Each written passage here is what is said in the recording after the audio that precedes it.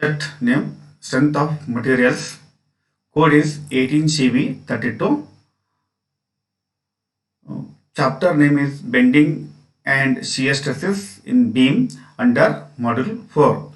Course outcomes: to analyze and understand different internal forces and stresses induced due to representative loads on the structural elements.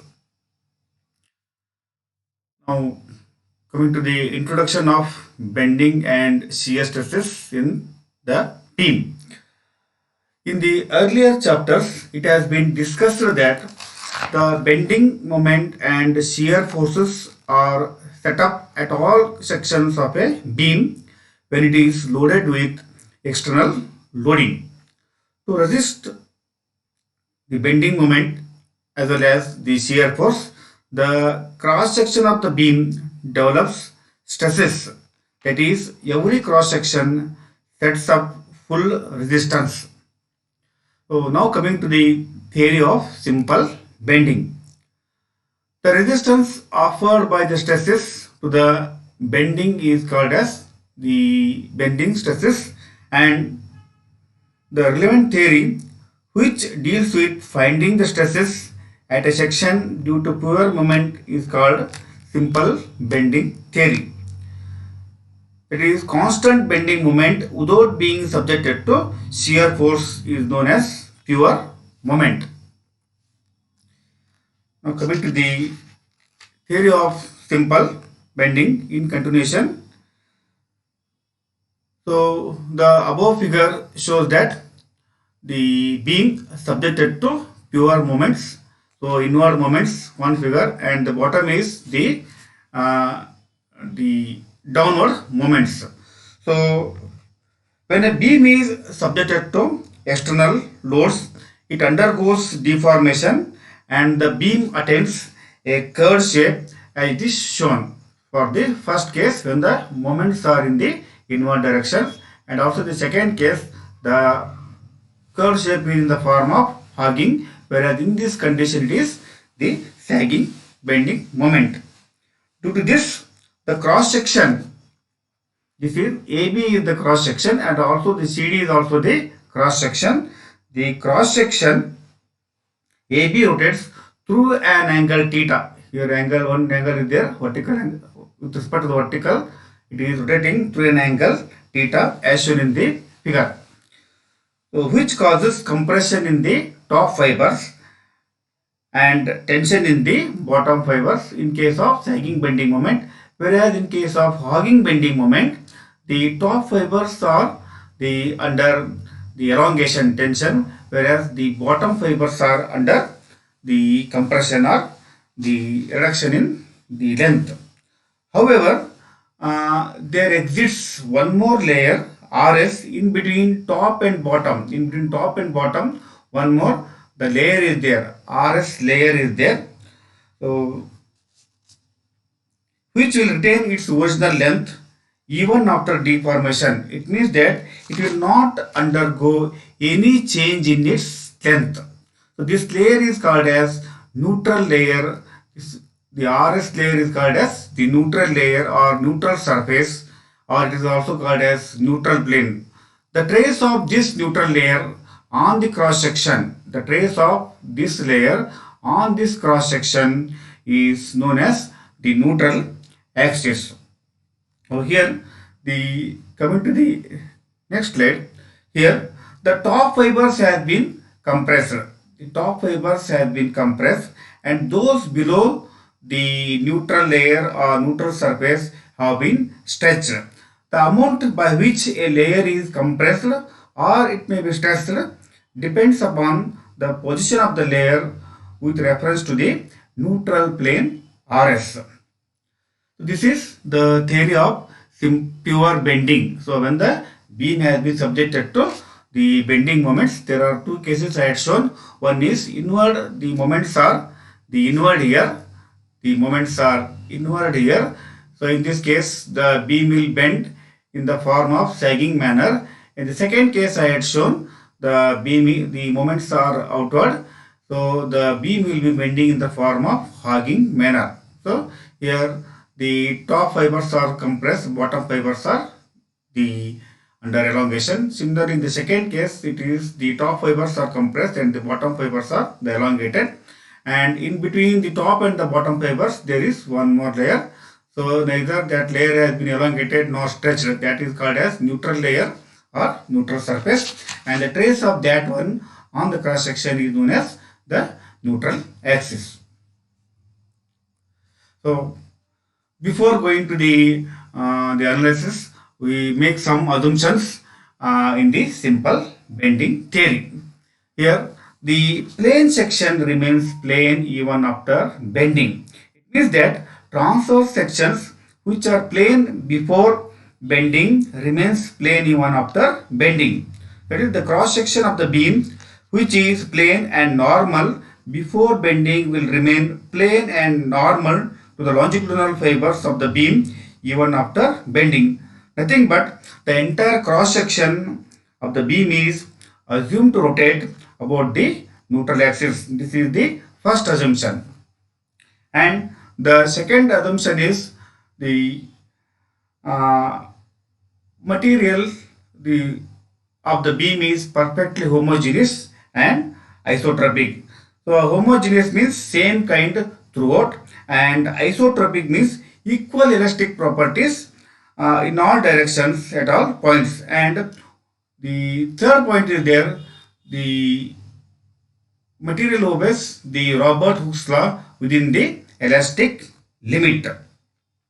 And the fourth one is the Young's modulus. The modulus of elasticity both in compression as well as tension zone is same. And the fifth one is bending takes over an arc of circle and the radius of curvature is large compared to the depth of the beam. And the next assumption is the beam is initially straight as well as the stress free, and every layer of the material is free to expand or contract independently. So they are not crossing, they are just overlapping. So every layer is free to expand or contract independently. So there is no influence on neighboring layers for their contraction or extension. And the last one is the effect of shear is neglected.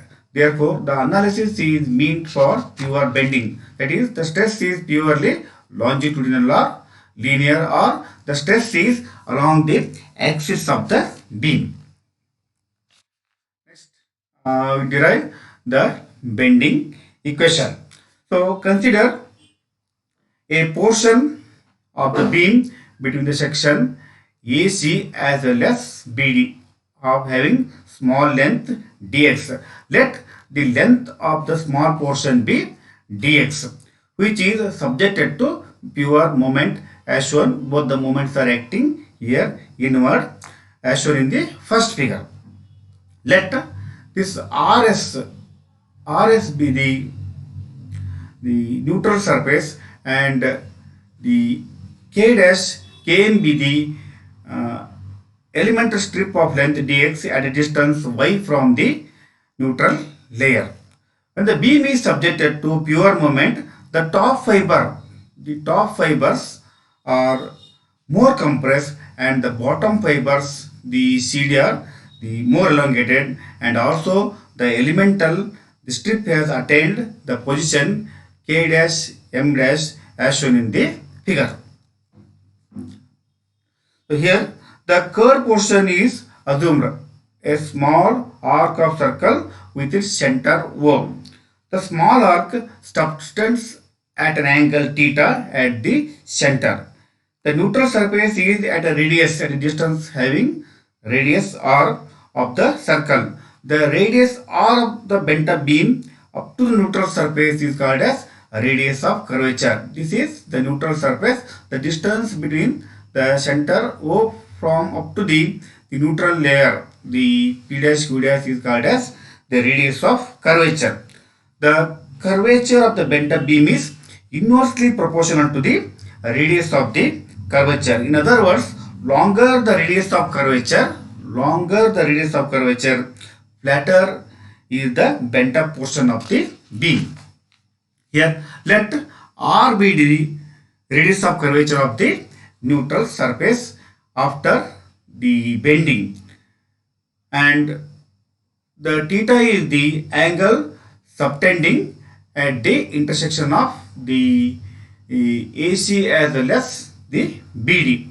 Now the PQ is nothing but the arc P dash Q dash. What here? The PQ is nothing but now the arc P dash Q dash, nothing but R into theta.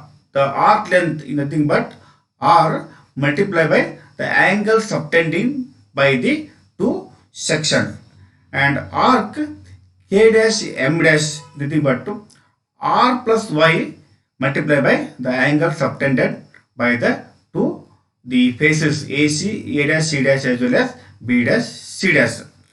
Since the strain in the fiber K dash, M dash, now because of the elongation, the strip is under strain. So since the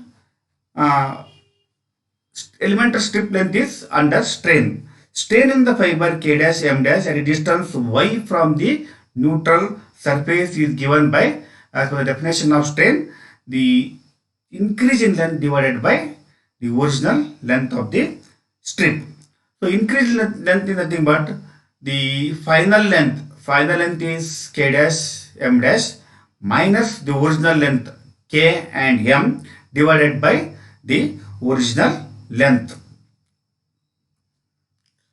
So here, therefore, the strain in the elemental strip K dash M dash at a distance y from the neutral surface is given by the E of K dash M dash is equal to R plus Y theta minus R into theta divided by R into theta, nothing but it is Y by R.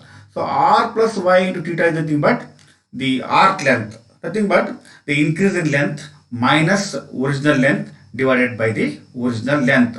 Now we got strain in the stretched part of the K dash M dash is nothing but Y by R.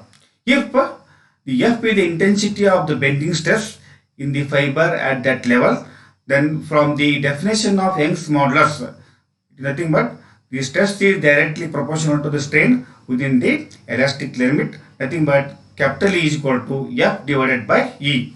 After substituting the value of the strain F divided by Y by R, we will get that the equation the F by Y is equal to E by R.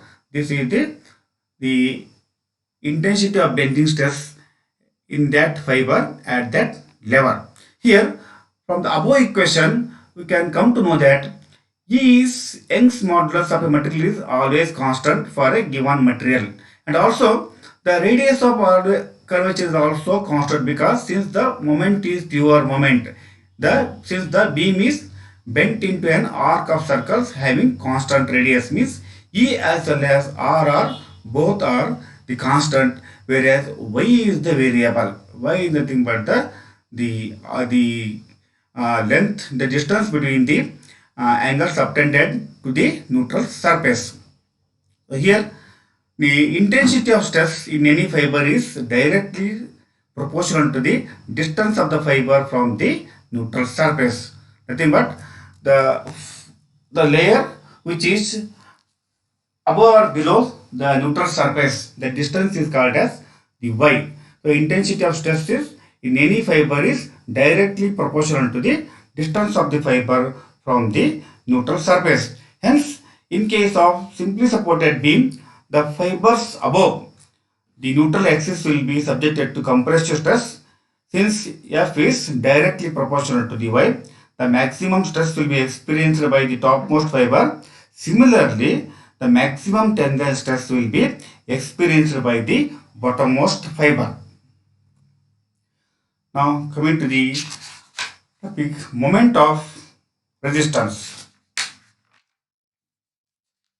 So the tensile and the compressive stress forms a couple at any cross section whose moment must be obviously equal to the external bending moment at that section.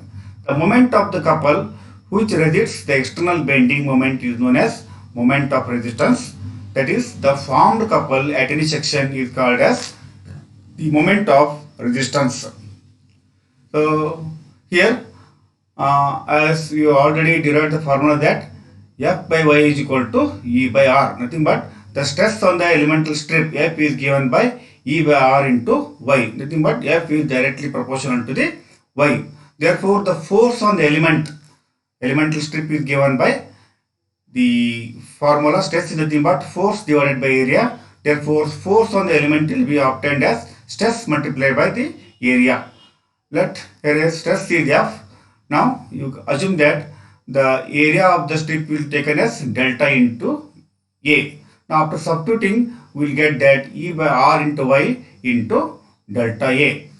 So now the moment of this force about the neutral axis. So the nothing but the force into perpendicular distance. The definition of moment is nothing but the turning tendency of a force about a point is defined as mathematically force into perpendicular distance. Force is E by R into Y into delta A. Perpendicular distance is Y. We will get that E by R into Y square into delta A. The algebraic sum of all such moments on the various small elements comprising the cross section is called as the moment of resistance, which is equal to the applied bending moment. This is called as equilibrium condition, nothing but therefore M is equal to E by R, the algebraic sum of the moments Y square multiplied by delta A. Whereas the algebraic sum of Y square delta A is nothing but total moment of inertia of the entire cross section about the neutral axis, nothing but second moment of the whole area about the centroidal axis. We will take it as I suffix Na. Therefore, M is equal to E by R into the I. So you can say that M by I is equal to E by R. Also, we have just derived that F by Y is equal to E by R. The right hand side are both are same. So you can form the equation in the form of the M by I is equal to F by Y is equal to E by R. This is known as Euler-Bernoulli's bending equation. So here the F is nothing but intensity of stress at any point in any fiber or layer, and it is the units are represented as Newton per millimeter square. Whereas M is equal to bending moment or moment of resistance. So the units are Newton millimeter. And I is moment of inertia about the centroidal axis, millimeter to the power 4. Y is the distance of this fiber or layer from the neutral axis in terms of mm. And the R is the radius of curvature in terms of mm. And E is the Young's modulus of the material or the elastic constant, nothing but the units are Newton per millimeter square. So this is the M by I is equal to F by Y is equal to E by R. This is one of the important equation, Euler's-Bernoulli's bending equation. So one important thing is that, so better we have to convert all the units in this fashion so that we will get the exact results in the numerical the examples. Otherwise, we will get in the form of haphazard results. So our units should be in the proper way, Newton per millimeter square. For intensity of stress, for moment it should be Newton millimeter. For moment of inertia, millimeter to the power 4. For distance in terms of millimeter. For radius of curvature in terms of millimeter.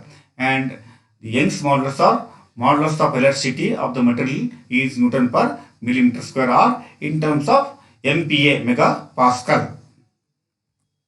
So this completes the first session on this chapter. Thank you.